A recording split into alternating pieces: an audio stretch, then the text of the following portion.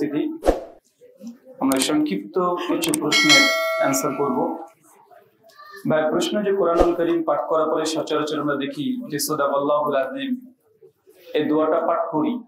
তো আমরা শুনছি আহলে হাদিস আলেম ওলামা তারা বলছেন যে এইটা পড়ার কোনো দলিল নেই। শুধু নেই তো নেই, সহি তো দূরের কথা, জয়ীফ তো দূরের কথা, জাল হাদিসও নাই। মানে কিছু রিওয়ায়াত পাওয়া যায় যেগুলো যাই, তো এটার আবার জাল হাদিসটাও পাওয়া যায় না। তো কোন দোয়া পড়তে হবে এই ব্যাপারে ইমাম নাসাই রাহিমাহুল্লাহর কিতাবুল লাইল, মানে রাত্রিবেলাতে আল্লাহ নবী কিভাবে রাত্রি কাটাতেন এই ব্যাপারে তার স্বতন্ত্র একটা বই আছে। সহিহ সনদে তিনি একটি রিওয়ায়াত পেশ করেছেন যে আল্লাহ নবী কোরআনুল কারীম পাঠ করার পরে সুবহানাকা আল্লাহুম্মা ওয়া বিহামদিক ওয়া আশহাদু আল্লা ইলাহা ইল্লা আনতা আস্তাগফিরুকা ওয়া আতুবু ইলাইক, এই দোয়াটা তিনি পড়তেন।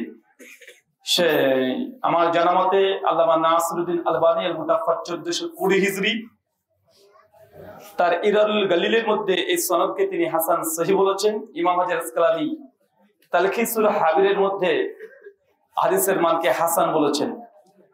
আর অনেক মুহাদ্দিস এই হাদিসকে সহিহ বলেছেন। তাই আমল এটা সুন্নাহ দ্বারা প্রমাণিত। আমাদের প্রচলিত যে দোয়া প্রমাণিত নয়। শুকরান।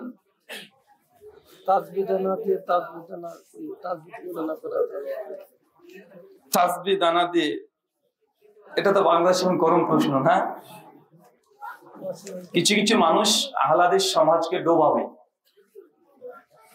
কিছু কিছু আমাদের আলোচক বৃন্দের মধ্যে অনেকে নিজেদেরকে আমরা আহলে হাদিস দাবি করছি, কিন্তু এমন কিছু আচরণ করছি যে অন্য কেউ আচরণের কারণেই, আমাদের আখলাকের কারণেই আহলে হাদিসদের মানে ও যে শুনবে শোনার মতো ধৈর্য রাখে না। কারণ যে যেটাকে দিন মনে করে সেই দিনটাকে মানে বেদিন বলার আগে তাকে একটু মাথায় হাত বুলিয়ে শান্তভাবে বোঝাতে হয়। আল্লাহ নবীর উপরে আল্লাহ সুবহানাহু কোরআনুল কারীমকে নাজিল করেছেন, 23 বছর সময় নিয়েছে। মদকে হারাম করার জন্য আল্লাহ কোরআনের 4টে আয়াত অবতীর্ণ করেছেন। এর হিকমত কি? এই ব্যাপারে সালাফরা বিভিন্ন কথা লিখে গেছেন যে কোরআনুল কারীম আল্লাহ প্রথম দিনে তো চাইলে পারতেন যে মদকে তোমাকে হারাম করলাম, সূরা মাইদা 90 নম্বর আয়াত দিয়ে, কেন করেনি? আমাদের আয়েশা রাদিয়াল্লাহু তাআলা বলছেন প্রথম দিনে যদি আল্লাহ মদকে হারাম করে দিতেন তাহলে দ্রুত সাহাবীরা ইসলামে আসতেন না। কেন? সেই সময় মদ তাদের এতই আসক্ত যে তারা মদ অত দ্রুত ছাড়তে পারবে না। এই যে সূরা বাকারা আয়াত 219 নম্বর আয়াত, মদ উপকার আছে ক্ষতিও আছে, তবে উপকারের চেয়ে ক্ষতি বেশি। সাহাবীর মেন্টালিটি প্রিপেয়ার হচ্ছে যে না মদে ক্ষতি, মানে একটু মানসিক দিক থেকে তার প্রস্তুতি নিচ্ছে। কয়েক বছর পর বলছে লা তাকরাবুস সালাত ওয়া আনতুম সুকারা, তোমরা নিশাগ্রস্ত অবস্থায় নামাজের ধারে কাছে যেও না। নিসা 43 নম্বর আয়াত, সাহাবীরা অনেকেই মদ খাওয়া ছেড়ে দিয়েছে। তারপর আল্লাহ চূড়ান্ত আয়াত নাযিল করে সূরা মাইদা 90 নম্বর আয়াত, ইয়া আইয়ুহাল্লাযিনা আমানু ইন্নামাল খামরু ওয়াল মাইসির, নিশ্চয় মদ এবং জুয়া সবগুলো শয়তানি কাজ। তো এগুলোর হিকমাত সালফে সালিহিন মুহাদ্দিসগণ ফুকাহাগণ এইসব আয়াতের ফাহাম জানিয়েছে। এখান থেকে বোঝা যায় দাওয়াতের একটা নির্দিষ্ট পদ্ধতি আছে। কিন্তু আমরা যদি প্রথম দিনে তাবিজকে ছিঁড়ে ফেলি, সরি এই তাসবিহ দানাকে ছিঁড়ে ফেলে মানে ফেলে দিচ্ছি ওপেন, এগুলোতে আহলে হাদিসের আমি যা বুঝেছি যে বক্তা হয়তো সুপারহিট হয়ে যাবে, কিন্তু আহলে হাদিসদের নামে একটা কলঙ্ক এবং মানুষের কাছে একটা বাতিল ভুল মেসেজ যাবে। দ্বিতীয়ত, তাসবিহ দানা দিয়ে তাসবিহ করা বিদআত না সুন্নাত না মুস্তাহাব। আমি যতটা তাহকিক আমার, তাসবিহ দানা দিয়ে যদি কেউ তাসবিহ গনে এটা বিদআত ফতোয়া পড়বে না। কারণ বিদআতের যে উসুল, আহলে হাদিসদের যে উসুল যা ফাহাম, এখান থেকে বিদআত হয় না। সুনানে আবু দাউদ হাদিস নাম্বার 1500 মানে 1500, সাদ বিন আবি ওয়াকাসের সহিহ সূত্রে একটা হাদিস বর্ণনা আছে যে আল্লাহ নবী একদিন একটা রাস্তার পাশ দিয়ে যাচ্ছিলেন, একটা মহিলা সে বসে বসে খেজুরের বিচি তিনি গণনা করছিলেন। আল্লাহ নবী তখন বললেন যে তোমাকে এর চাইতে কি ভালো কোনো পদ্ধতি শিখিয়ে দেবো যাতে নেকি বেশি হয়? তারপর আল্লাহ নবী তাকে কিছু দোয়া শিখিয়ে দিলেন। আল্লাহ নবী এখানে ওই মেয়ে কিন্তু খেজুরের বিচি গুনছেন, গণনা করছেন, আল্লাহ তাকে নিষেধ করেনি, বরং তার চেয়ে ভালো দোয়া শিখিয়েছে। এই হাদিস থেকে ইমাম শাওকানি রাহিমাহুল্লাহ নাইলুল আওতারের মধ্যে আলোচনা করেছেন, আলোচনা করে বলেছেন এটা থেকে তাসবিহ দানা দিয়ে জিকির করা এটা যে জায়েজ তার দলিল পাওয়া যায়। শাইখুল ইসলাম ইবনে তাইমিয়া রাহিমাহুল্লাহ আল-মুতাওয়াফা 728 হিজরি এই হাদিসকে সামনে রেখে তিনি দাবি করেছেন যে কোনো ব্যক্তি নাই, শাইখুল ইসলাম ইবনে তাইমিয়া রাহিমাহুল্লাহ 728 হিজরিতে মৃত্যু। আমার জানার মধ্যে 22 খণ্ডের পাশে 6 পৃষ্ঠা। কারণ যেহেতু এটা নিয়ে চলছিল আমি একটু দেখছিলাম যে আসলে সালাফরা কি ফতোয়া দিয়েছে। তিনিও বলেছেন যে না, তাসবিহ করতে হবে হাত দিয়ে। সুনান আবু দাউদ 501 নম্বর হাদিস, আপনি যখন হাত দিয়ে তাসবিহ দানা গণনা করছেন সেই সময় আল্লাহ সুবহানাহু ওয়া তাআলা এই প্রত্যেক হাতের এই আঙ্গুল যা আছে কিয়ামতের মাঠে সাক্ষী দেবে। তাছাড়া সূরা নূরের 23-24 নম্বর আয়াত, সূরা হামিম সাজদার 22 নম্বর আয়াত, সূরা বনী ইসরাঈলের 36 নম্বর আয়াত, কোরআনের কয়েক ডজন আয়াত আছে যে কিয়ামতের মাঠে প্রত্যেক মানুষের অঙ্গ প্রত্যঙ্গ, চক্ষু, কান, নাসিকা, জিহ্বা, ত্বক সবগুলো কিয়ামতের মাঠে সাক্ষী দেবে। আল্লাহ বলছেন তাসবিহ দানা তোমরা যখন করবে আঙ্গুল দিয়ে করো, কারণ এগুলো সাক্ষী দেবে। তো শাইখুল ইসলাম এটাকে নিয়ে এই হাদিস, তার আগের হাদিস দুটোকে নিয়ে তিনি বলছেন তাসবিহ দানা দিয়ে তাসবিহ করা এটা জায়েজ, তবে হাত দিয়ে আঙ্গুল দিয়ে কেউ যদি গণনা করে এটা সুন্নাত। শেখ আলবানী রাহিমাহুল্লাহ ওই সুনান আবু দাউদের 501 নম্বর হাদিসকে যায়িফ বলেছেন, যেটা যে মেয়েটি বিচ্ছি গুনছিল এই হাদিসকে। তবে আমি যতটুকু তাহকিক করে দেখেছি শেখ আলবানীর সনদ তার গবেষণা অনুযায়ী তিনি যায়িফ। এখানে একজন রাবি আছে খুজাইমা রাহিমাহুল্লাহ, তাকে তিনি মাজহুল বলেছেন। আর মাজহুল বলেছেন ইমাম হাজার আসকালানি রাহিমাহুল্লাহ তাকরিবুত তাহজিব থেকে নকল করে। তবে আমার যতটুকু গবেষণা আমি দেখলাম যে আসলে এই খুজাইমা রাহিমাহুল্লাহ তিনি মাজহুল নয়, বরং ইমাম তিরমিজি সুনান তিরমিজি 3883-তে তার তাওসিক তিনি নিয়ে এসেছেন। এমনকি ইমাম হাজার আসকালানিও রাহিমাহুল্লাহ তার বিখ্যাত গ্রন্থ আছে ফাতুল রাব্বানি, প্রথম খণ্ড 313 নম্বর পৃষ্ঠাতে তিনিও এই রাবি থেকে হাদিস নিয়ে এসে তিনি হাসান বলেছেন। ইমাম যাহাবী রাহিমাহুল্লাহ তিনিও এই রাবিকে এবং এই হাদিসকে মুস্তাদরাক আল হাকিম আলা সহিহাইনে ইমাম হাকিম হাদিস বর্ণনা করে বলেছেন ইসনাদুহু সহিহ, এই হাদিসটা সনদ সহিহ। আর ইমাম যাহাবী মুস্তাদরাক আল হাকিমের তাহকিক তাকরিজ তালিক করেছেন, তিনি এখানে এসে তার সমর্থন দিয়েছেন, তিনিও বলেছেন হাদিস সহিহ। ইমাম মুনাববী রাহিমাহুল্লাহ তিনিও হাদিসকে সহিহ বলেছেন। ইমাম মুনজির রাহিমাহুল্লাহ তারগিব ওয়াত তারহিবের মধ্যে তিনি হাদিসটাকে হাসান সহিহ বলেছেন। শেখ শুআইব আরনাউত রাহিমাহুল্লাহ সুনান আবু দাউদের তাহকিক করতে গিয়ে হাদিস নাম্বার 1500-তে তিনি হাসান বলেছেন। হাফেজ জুবাইর আলী যাই রাহিমাহুল্লাহ তিনি সুনান আবু দাউদের 1500 নম্বর হাদিসের তাহকিক করতে গিয়ে হাদিসকে হাসান সহিহ বলেছেন। আমার জানা মতে কমপক্ষে 16 থেকে 17 জন, আমি যতটুকু এই দু একদিন এই ঝামেলা নিয়ে একটু গবেষণা করে আমি দেখেছি কম 16 জন এই হাদিসকে তিনি হাসান বলেছেন। কিন্তু হাসান লি গয়রি, কেউ সহিহ, শুধু কয়েকজন মুহাদ্দিস হাতে গোনা তারা বলেছে এই হাদিসটা দুর্বলতা আছে একজন রাবীর কারণে, যাকে মাজহুল বলেছে, হচ্ছে সেই রাবী মাজহুল নয়। ইমাম ইবনে হিব্বান থেকে আল সিক্কাতের মধ্যে আলোচনা করেছেন। তার মানে আমরা বুঝলাম সুনান আবু দাউদের 1500 নম্বর হাদিস যেখানে বিচ্ছি কোনো হাদিস, এই হাদিসটা যায়িফ নয়। আর এই হাদিসের আলোকে ইমাম শাওকানি, শাইখুল ইসলাম ইবনে তাইমিয়া, শেখ সালেহ আল উসাইমিন, শেখ সালেহ আল ফাওজান বর্তমান তো সকলে বলছে জাস্ট এটা জায়েজ। তবে সুন্নাত এটাই হাতে আঙ্গুল গুলতে হবে, কথা বুঝতে পারলেন? দ্বিতীয়ত বিষয় আমি এখানে একটু যুক্ত করি, এবং যুক্তি না দিলে সাধারণ মানুষ অনেকে বুঝতে পারে না, তাই মাঝে মধ্যে টিট ফর ট্যাট, অ্যান্টিভেনাম আমি যেগুলো বলি এগুলো দিলে মানুষ খুব সহজে বুঝতে পারে। আচ্ছা, তাসবিহ দানা দিয়ে তাসবিহ করাটা কি ইবাদত না ইবাদতের উপকরণ? উপকরণ না? উপকরণ কখনো বিদআত হয়? আজান এটা কি ইবাদত? মাইকের মাধ্যমে আজান দেয়া, মাইক এটা কি ইবাদত না উপকরণ? উপকরণ। কারণ কেউ যদি মাইকে আজান দেয় তাহলে কি বিদআত বলবেন? কেন? এটা উপকরণ। বিদআত কোনটাই? ফিদ্দিন, দিনের মধ্যে, লিদ্দিন নয়, মানে দিনের জন্য কোনো আমল করলে সেটা বিদআত হয় না। তো কেউ তাসবিহ দানাকে, হ্যাঁ কিছু সুফি আছে, সুফির অবশ্যই তাসবিহ দানা আছে, তাসবিহ করে না, এটাকে তারা অধিক গুরুত্ব দেয় এবং এটাকে তারা মানে এত হাই লেভেলে করে দিয়েছে, তখন এটাকে বিদআত বলা যাবে। যেমন আপনাকে উসুল বলি, উসুল কি? সবুজ পাগড়ি নবী পড়েছেন, হাদিস দ্বারা প্রমাণিত, বুখারী এবং আবু দাউদের হাদিস প্রমাণিত আছে। আল্লাহর নবী লাল ওড়না ব্যবহার করেছেন, সহিহ বুখারী মুসলিম হাদিস দ্বারা প্রমাণিত কিতাবুল লিবাসে আছে। এখন কেউ যদি বলে নবী সবুজ পাগড়ি পরেছে, সবুজ জুব্বা পরেছে, তাই আমি সবুজটাকেই পরবো, অন্য কোন পোশাককে বর্জন করে দিল, সবুজটাকে সারা জীবন পড়লো এবং এটাকে বরকত আছে, মানে অনেক কিছু ফজিলত মনে করছে সবুজটাকে, তাহলে এই সবুজ পোশাক পরা যদি খাস করে নেয় ওই ব্যক্তি, এটা বিদআত হবে। কেন? কোন মুস্তাহাব আমল, জায়েজ আমলকে কেউ যদি তাগিদ দিয়ে ওয়াজিবের দরজায় ঠেলে দেয়, এটাও বিদআতের অন্তর্ভুক্ত। কথা বুঝতে পারলেন না? এটা সালাফদের ফাহাম, তাদের বুঝ। সালাফরা এইভাবে উসুল দিয়েছেন যে মুস্তাহাব জিনিসকে কেউ যদি গুরুত্ব দিয়ে ফরজ বানিয়ে দেয়, এই গুরুত্ব দেওয়ার কারণে এটা কি হবে? এটা বিদআত হবে। যেন পোশাকের আপনাকে উদাহরণ দিলাম, এমন অনেক কিছু আছে যেগুলো মুস্তাহাব, যার গুরুত্ব যেমন তাকে সেইভাবে রাখতে হবে। ঠিক একইভাবে তসবিহ দানা দেওয়া জায়েজ, কিন্তু আপনি সবসময় তসবিহ নিয়ে চলছেন, তসবিহ সবসময় তসবিহ নিয়ে আছেন, তসবিহের গুরুত্ব, আমার পীর সাহেবের এই তসবিহ আছে, এই যে এরকম যদি ধারণা চলে আসে, তাহলে এই ব্যক্তির জন্য কি হবে? বিদআত হবে। সবুজ পোশাক পরা বিদআত নয়, কিন্তু সবুজ পোশাককে খাস করে না কি বিদআত। কালো পোশাক নবী পরেছে, কালো পাগড়ি নবী পরেছে, কিন্তু আপনি বলছেন যে আমাদের মানে পীর সাহেবের মুরিদ হতে কালো পোশাকই পরা লাগবে, এমন আছে না? নাই কথা বলেন। সবুজ টুপি লাগবে, পাঁচ কল্লির টুপি পরার বিষয়ে আমি যতটা দেখেছি তাবরানী আওসাতের মধ্যে একটা রিওয়ায়াত পাওয়া যায় যে আল্লাহ নবী যে টুপিটা পরেছিলেন 5 ভাগে ভাগ ছিল, ঠিক আছে? তাবরানী আওসাতে হাদিস আসছে, দালাইলুন নবুওয়াতে রিওয়ায়াত আসছে, খাসাসুল কুবরা লিল ইমাম সুয়ুতী রাহিমাহুল্লাহ, তিনিও একটা হাদিস নিয়ে এসেছেন, সনদের মধ্যে দুর্বলতা আছে।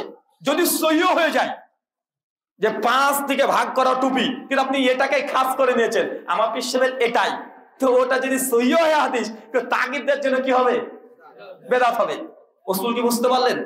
ঠিক তসবিহ দানা দিয়ে তসবিহ গণনা করা এটা জায়েজ, জাস্ট সুন্নাত হচ্ছে হাতের আঙ্গুলি দিয়ে গণনা করা, এটা হচ্ছে বিদআত এই জন্য নয়, কেন তসবিহ এটা ইবাদত নয়, এটা ইবাদতের উপকরণ, মাধ্যম। তৃতীয় বিষয়, অনেকে যুক্তিতে বলছে দেখেন তসবিহতে আমরা দানা যখন গণনা করি শিরকুল রিয়া চলে আসতে পারে, আসতে পারে না? আসতে পারে। তো ভাইজান হাতের আঙ্গুল বলে রিয়া আসতে পারে না? পারে কি পারে না? নামাজের মধ্যে রিয়া আসতে পারে না?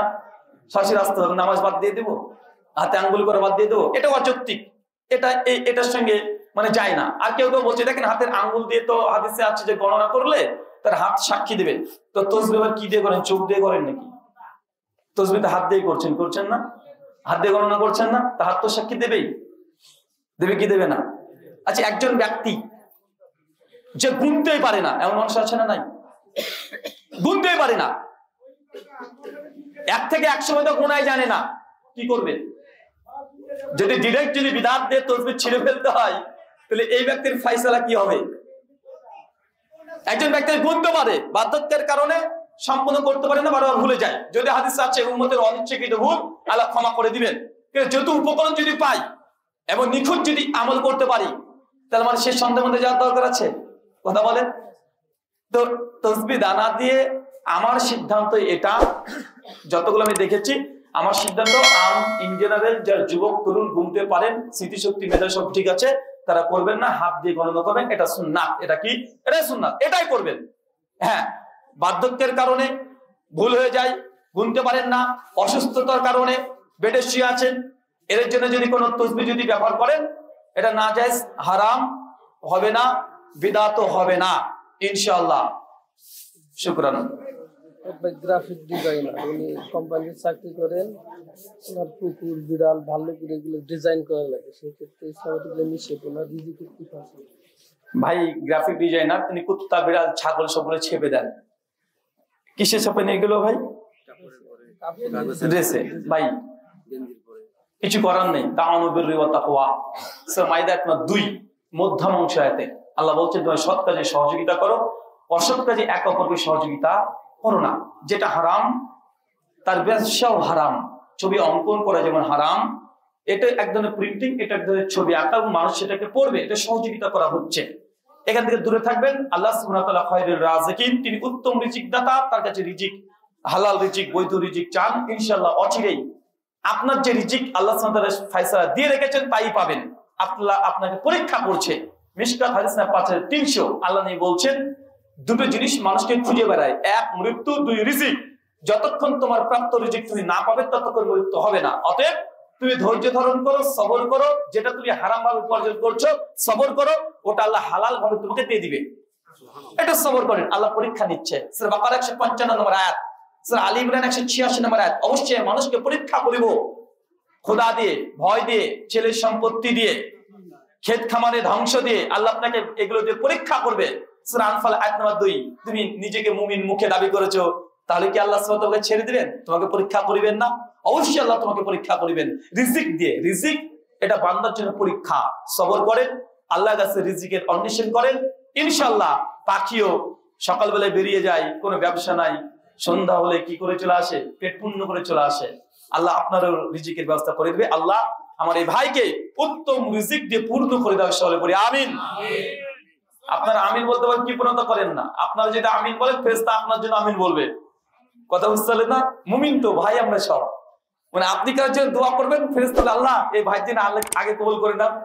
আপনার যদি কারো পাশে যদি একটা বাড়ি, মানে একটা গাড়ি করতে পেরেছে, একটা গাড়ি, একটা বাইক R15 কিনে ফেলেছে, হিংসা করছেন, আরে আপনি দোয়া করেন যে আল্লাহ তার এই বাইকে বরকত দেন। যখনই দোয়া করবেন, ফেরেশতা আল্লাহ এই ভাইকে একটা বাইক দাও। মুমিন তো আমরা, রাস্তাতে চলবো, পায়ে কাটা লেগে গেছে, ব্যথা পাচ্ছেন, সবর করবেন। নবী বলছে তাই তার গুনাহকে আমি আল্লাহ ঝরিয়ে দেব। মুমিনের কোনো লস আছে? আপনি বুঝেন না। কোরআন হাদিস গুলো যদি পড়বেন তো মোটিভেশন যা পাবেন, আলহামদুলিল্লাহ। কোন জায়গায় গুনাহ করবেন, ক্ষমা চাইবেন, আল্লাহ গুনাহকে নেকি দিয়ে বদলে দিবে। চিন্তা করতে পারছেন? জেনার সঙ্গে লিপ্ত আছেন, আল্লাহ বলছে আল্লাহ ভুল করে ফেলেছি, অন্যায় করে ফেলেছি, জুলুম করে ফেলেছি, আল্লাহ তুমি আমাকে ক্ষমা করো। জেনা থেকে বাঁচার জন্য একটা বিবাহ করছেন, এখন স্ত্রীর কাছে যাবেন প্রত্যেকদিন নাকি? ওই যে জেনা করেছে নাকি অবৈধ হবে, এখন স্ত্রীর কাছে যাচ্ছেন প্রতিদিন, কি হবে? নেকি হবে। ইসলাম আলহামদুলিল্লাহ। আল্লাহ আমাদেরকে এই ঈমান দিয়ে আমাদেরকে ধন্য করেছে, সকলে বলি আলহামদুলিল্লাহ। কি লিখেছেন?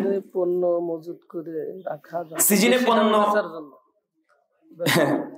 শোনেন, বিজনেসের প্রথম উসুল হচ্ছে এটা যে ক্রেতা এবং বিক্রেতার মধ্যে কোন রকম প্রতারণা থাকবে না। একটা উসুল, ক্রেতা বিক্রেতা কোন রকম প্রতারণা থাকবে না। সামনে 20 খানা ভালো ফল রেখেছেন বস্তার উপরে, তলে রেখে দিয়েছেন 50 খানা পচা। আমার যে ভাই টাটকা মাল, আজকেই দার্জিলিং থেকে এসেছে, যাবে না। 2, কোন পণ্য ভালো হোক, তারপরে কসম করে, মিথ্যা কসম কেটে বিক্রি করা যাবে না। আল্লাহ কসম ভাই 50 টাকা কেজি দিয়ে এখনই কিনলাম, আপনাকে 51 টাকা দিয়ে বিক্রি করছি, অথচ বেটা 45 টাকা দিয়ে কেজি কিনেছে। এমন আছে না? কথা বলে যাবে না। 3 নাম্বার, যে কোনো সম্পদ যেটা মানুষের চাহিদা আছে, আপনি গুদামজাত করে দিবেন।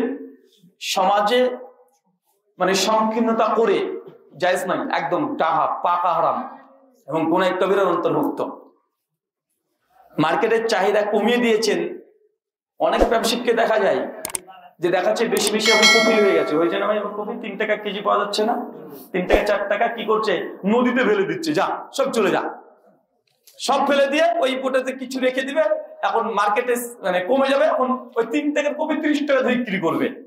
তরমুজের সময় আপনাদের বাংলাদেশে হয় না ভাইজান? তরমুজের সময় ভালো তরমুজ পানিতে ফেলে দিচ্ছে, পচে ফেলছে, ভেঙে ফেলছে। কেন? বলছে বেশি তরমুজ হয়ে গেলে 10 টাকা কেজি, আর ওগুলো বেশি দিন থাকে না, তাই মার্কেটটাই ক্রাইসিস করে দেয়, গুদামজাত করে দেয়, নষ্ট করে দেয়। এটা হারাম। আল্লাহ সুবহানাহু ওয়া তাআলা হারাম থেকে আমাদের দূরে রাখো, আমিন। চোখের গুনাহ হলে কোন আমল করলে তা গুনাহ থেকে আমল বেশি হবে, নেকি বেশি হবে? চোখ দ্বারা যদি গুনাহ করে ফেলেন, কি আমল করবেন যে আমল দিয়ে সে গুনাহকে মিটিয়ে দিবেন? চোখ দ্বারা যতগুলো নেকি করা যায়, তার মধ্যে কোরআন মাজিদ পাঠ করা। কথা বুঝতে পারলেন? কোরআন মাজিদ বেশি বেশি পাঠ করবেন। এটা যে চোখের কি, চোখ দিয়ে কোরআন মাজিদ পাঠ করা গুনাহ। চোখ দিয়ে যখন কোরআন মাজিদ পাঠ করবেন, আলহামদুলিল্লাহ, চোখ দ্বারা আপনি যে গুনাহগুলো করেছেন সব গুনাহগুলো আল্লাহ সুবহানাহু ওয়া তাআলা ক্ষমা করে দিবেন। 2, বেশি বেশি ওযু করবেন। কি করবেন? ওযু করবেন। সহিহ মুসলিম কিতাবুত তাহারাত হাদিস নাম্বার 1800 ইসলামিক ফাউন্ডেশনের ক্রমিক অনুযায়ী, আর দারুল ফুয়াদের যে ক্রমিক হাদিস নাম্বার 125 কিতাবুত তাহারাতে আসছে। আল্লাহ বলছেন, বান্দা যখন ওযু করে, যখন 2 হাত দিয়ে পানি যখন ধৌত করে, তখন হাত দ্বারা যত গুনাহ করেছে আল্লাহ সুবহানাহু ওয়া তাআলা গুনাহ সগীরা সবগুলো ওই ওযুর পানি দিয়ে সব মিটিয়ে দেন। যখন মুখমণ্ডল ধৌত করে তখন চোখ মুখ কান দিয়ে যত গুনাহ করেছে এই অজুর পানি দিয়ে আল্লাহ সবগুলোকে ধৌত করে পরিষ্কার করে দেন। যখন সে রুকুতে দাঁড়ায় তখন তার পায়ের থেকে শুরু করে মাথা পর্যন্ত যত গুনাহ আছে আল্লাহ সবগুলো কিছু বনায় কাঁধ, কিছু বনায় মাথার পরে নিচে জমা করে রেখে দেন। যখন বান্দা সিজদাতে অবনত হয়ে যায় যতক্ষণ থাকবেন শরীরে যত পাপ আল্লাহ সবগুলো সিজদার মধ্যে ঝরিয়ে দেয়। আপনার জয়ীবনের ফজিলত ছিলেছেন না? আলহামদুলিল্লাহ, সহিহ ফজিলত এত চমৎকার চমৎকার আছে। আল্লাহ সুবহানাহু ওয়া তাআলা বেশি বেশি আমাদেরকে ওযু এবং সিজদা করার তৌফিক দান করে, আমিন। সবসময় ওযু অবস্থায় থাকার চেষ্টা করবেন, ইনশাআল্লাহ গুনাহ থেকে বাঁচতে পারবেন। আচ্ছা, আমার লেখা গাড়িতে কিছু বই আছে, যারা সংগ্রহ করতে চাচ্ছেন ওরা সংগ্রহ করতে পারবেন। গাড়ি ওই রাস্তার উপরে আছে। জি, একজন চিল্লা সম্বন্ধে জানতে চাচ্ছে। একজন চিল্লা চিল্লি সম্পর্কে জানতে চেয়েছেন। শেষ বেলাতে সে চিল্লা, আমি এক চিল্লাতে এসেছি এবার বাংলাদেশে। চিল্লা বুঝিয়ে নি অবশ্যই কিছুদিন কম আছে। আমাদের তাবলিগ জামাত ভাইরা আমাদের প্রতি অভিযোগ করে যে আহলে হাদিস ভাইরা আমাদের তাবলিগ জামাতকে বলে বেদাত, এটা গোমরাহ ফিরকা। তো খুব দুঃখ। আমি এই জন্য বলেছিলাম, ভাইজান আমি তো আপনাদেরকে কখনো গোমরাহ পথভ্রষ্ট ফিরকা বলিনি, আপনারা তো নিজেরাই নিজেদেরকে বলেছেন। বাংলাদেশে দুটো তাবলিগ জামাত আছে, একটা তাবলিগ সাতপন্থী, একটা জুবাইরপন্থী, আছে না নাই? এবং সাতপন্থীরা বলছে জুবাইরপন্থী তাবলিগ গোমরাহ পথভ্রষ্ট কাফের, মেরে দিলে ও নিজেই একদম কি হবে, মানে কদিন কারবালার ময়দান করে দিয়েছিলেন বাংলাদেশকে, বলছে কারবালার ময়দানে এসেছি তাই বলছে ইয়াজিদের বংশ এরা। সাতপন্থীরা জুবাইরপন্থীকে বলছে যে ইয়াজিদের বংশ, ইয়াজিদ পন্থীরা সাতপন্থীকে বলছে এরা হচ্ছে ইয়াজিদের বংশ, মেরে দিলেই নাকি, মেরে দিলেই শহীদ, আছে না নাই? কথা বলেন। আমি সহিহ বুখারীর কিতাবুল ঈমানের 38 নম্বর হাদিস পেশ করে বলেছিলাম যে ভাইজান আল্লাহ নবী বলছেন কেউ যদি মুসলিম আরেকজন মুসলিমকে হত্যা করে দুজনই জাহান্নামে। সহিহ বুখারী স্পষ্ট হাদিস। এখন আমি তাবলীগ জামাতকে গোমরাহ পথভ্রষ্ট আমি কখনো বলি না। আমি বলি যে আপন মায়ের পেটের যমজ ভাই সাতপন্থী জুবাইরপন্থী দুটোই তাবলীগ, একই মায়ের যমজ সন্তান। সাতপন্থীরা জুবাইরপন্থীকে কাফের মুরতাদ ঘোষণা করে দিয়েছে, জুবাইরপন্থীরা সাতপন্থীকে কাফের মুরতাদ ঘোষণা করে দিয়েছে। বাইরে কেরামে তৃতীয় পক্ষ, নতুন করে ফতোয়া দিব না। আমি বলছি তোমরা দুই ভাই ঠিকই বলছো, তোমরা দুই ভাই ঠিক বলছো, তোমরা দুজনেই ভ্রষ্ট, তোমরা দুজনেই গোমরাহ। এটাকে আমার ফতোয়া না, ভাইয়ের ফতোয়া। সাতপন্থী জুবাইরপন্থীকে বলছে গোমরাহ, জুবাইরপন্থী সাতপন্থীকে বলছে। আমি নতুন কোনো ফতোয়া দিচ্ছি না, তাদের দুজনকে ভালোবাসি, দুজনের ফতোয়া ঠিক আছে। আমি সম্মতি পোষণ করলাম, আমি মুতাবাদ দিলাম, আমি শাহাদ পেশ করলাম যে না তোমরা দুজনেই ঠিক বলছো, অন্য ফতোয়া ভুল হলেও এই ফতোয়া তোমার সঙ্গে আমি একদম একমত। আমার হাত এসে একটু চুম্বন করার দরকার তাদের। ভাই দেখেন, চিল্লা চিল্লি মানে এক চিল্লা মানে 40 দিন যেতে হবে এমন কোন দলিল নাই। তারা একটা দলিল দিয়েছে দেখলাম যে নবী ইউনুস আলাইহিস সালামকে আল্লাহ সুবহানাহু ওয়া তাআলা মাছের পেটে রেখে দিয়েছিলেন 40 দিন, যদি সনদ সহিহ। বলে নবী মুসা আল্লাহর সঙ্গে দেখা করতে গিয়েছিলেন 40 দিন, যত 40 হাদিসে পেয়েছে সবগুলো জমা করে রেখে দিয়েছেন। বলছে এই তোকে চিল্লার দলিল। বলছে মুসা নবী আল্লাহর সঙ্গে 40 দিন দেখা করতে গিয়েছে। নবী ইউনুস আলাইহিস সালাম এই 40 দিন মাছের পেটে ছিল, যদিও সনদ সহিহ না, জাল। কিছু বর্ণনা আছে 3 দিন, কিছু বর্ণনা আছে 7 দিন, কোনটাই প্রমাণিত নয়, সব ইসরাইলি রিওয়ায়াত। তো তারা এখান থেকে দলিল দিয়েছে। ভাই দেখেন, দাওয়াতের তাবলীগের কাজ করা ফরজ, সময় বিশেষ। বাল্লিগু আন্নি ওয়ালা আয়া, আমার একটা আয়াত জানা থাকলেও বলে দাও। সহিহ বুখারী হাদিস না 3461, ইবনে ওমর থেকে রিওয়ায়াত আসছে। কিছু কিছু সময় দাওয়াতের তাবলীগের কাজ করা কি ফরজ, আর কিছু কিছু সময় ফরজে কিফায়া, দাওয়াতের কাজ আপনাকে করতে হবে। কোরআন হাদিসে ডজন আপনি কোরআন আর হাদিসে আয়াত পেয়ে যাবেন তাবলীগের ফজিলতে।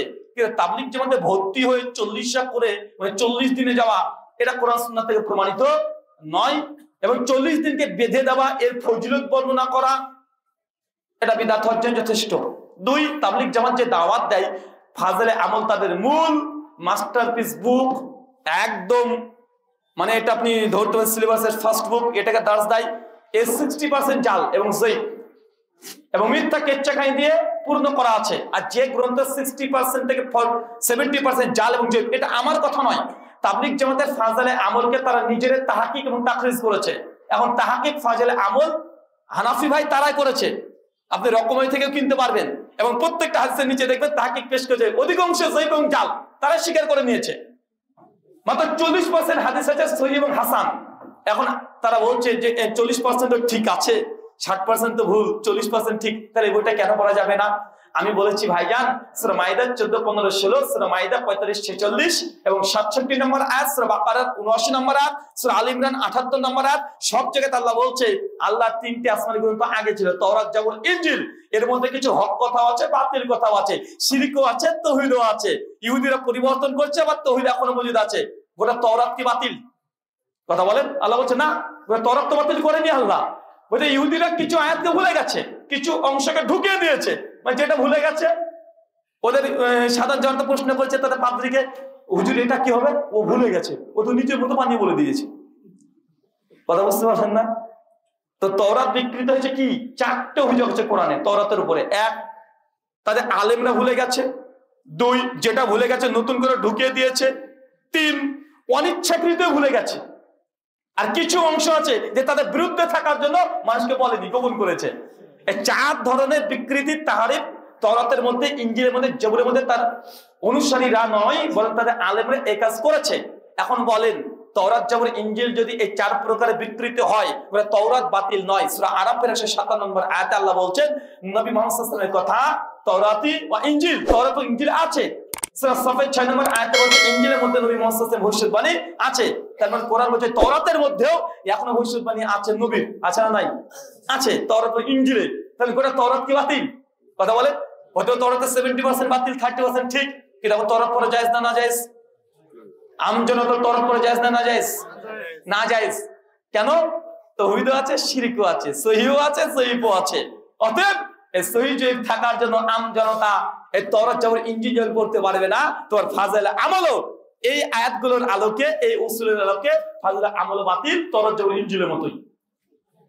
আলেম যদি হয় ফাজিল আমল পড়তে পারবে, যে গবেষণা করতে পারে, তাকে বুঝে, উসুল বুঝে, যে আকীদার মাস্টার, আকীদার উপরে ভালো ডিগ্রি আছে, সে তাওরাত, জাবুর, ইনজিল পড়তে পারবে। শাইখুল ইসলাম ইবনে তাইমিয়া রাহিমাহুল্লাহ 4 খণ্ডের খ্রিস্টানদের বিরুদ্ধে বই রচনা করে গেছেন, 4 খণ্ডে। চিন্তা করতে পারছেন? উনি তাওরাত পড়েছেন। বাংলাদেশের বিখ্যাত আলেম দ্বীন খন্দকার প্রফেসর ডক্টর আব্দুল্লাহ জাহাঙ্গীর রাহিমাহুল্লাহ, তার 720 পৃষ্ঠার একটা বাইবেলের উপরে বই আছে, আছে না? আর চটি 4-5টা বই আছে।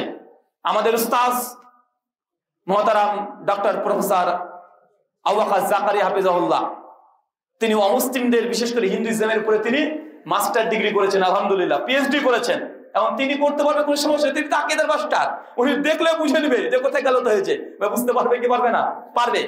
তাই তাওরাত, জাবুর, ইনজিল সাধারণ জনসাধারণের জন্য পড়া জায়েজ নয়। কেন? এটা ঠিকও আছে, ভুলও আছে। ঠিক ফাজিল আমলের দাস দেওয়া তাবলীগ জামাত, এটাকে বন্ধ করতে হবে। সৌদি আরবের তাবলীগ জামাত আছে, ফাজিল আমল পড়ে না। তা গোপনে গোপনে কি পড়ে জানেন? রিয়াদুস সালেহিন। কথা চালাক দেখেছেন? সৌদিতে তো ব্যান করে দিয়েছে, তারপরে গোপনে গোপনে তাবলীগ জামাত কাজ করে, কিন্তু তারা এই ফাজিল আমল জীবনেও পড়ে না। রিয়াদুস সালেহিনের দরস দেয়। আল্লাহ সুবহানাহু ওয়া তাআলা তাদেরকে হেদায়েতে কামিল দান করে, সবাই পড়ি আমিন। শুকরান, জাযাকাল্লাহ খাইর। মানুষের কোন গুণ প্রকাশ করা যায়? মানে 4-7 জায়গায় কি মানুষের কোন গুণাকে প্রকাশ করতে পারবেন? আর প্রশ্ন দিয়েন না।